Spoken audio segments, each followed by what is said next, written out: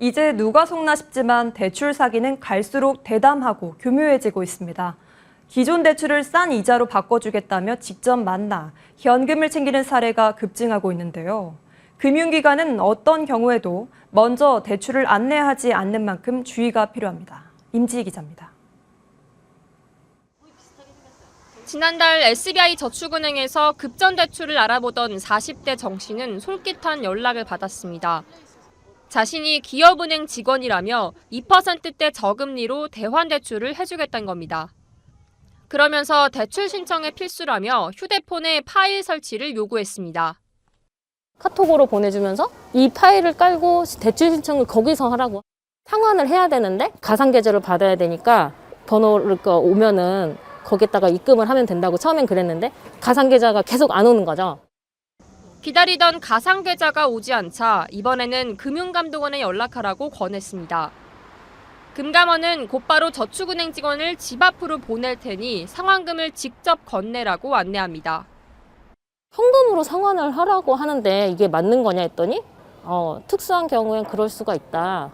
현금 받으면서 찾으러 다니면서 이렇게 무거운데 왜 제가 쓰던 핸드폰 말고 다른 핸드폰으로 이제 금감원에 전화를 했어요.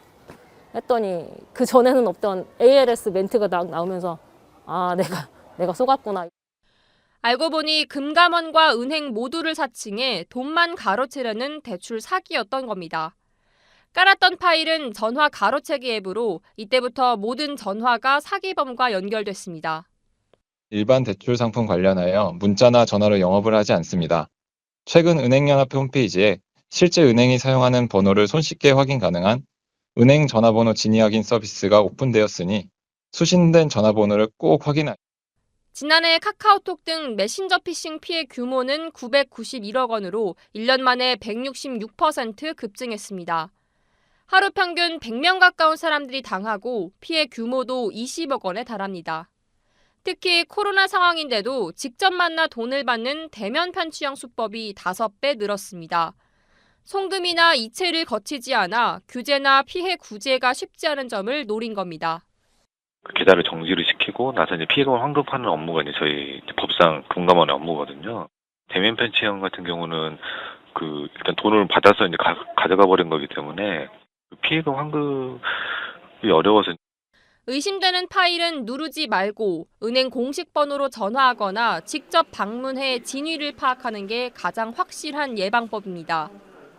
새 정부가 피싱 피해의 금융사 책임을 강화하는 방안을 추진하는 가운데 선제적인 대응 체계 마련이 시급하다는 지적이 나옵니다.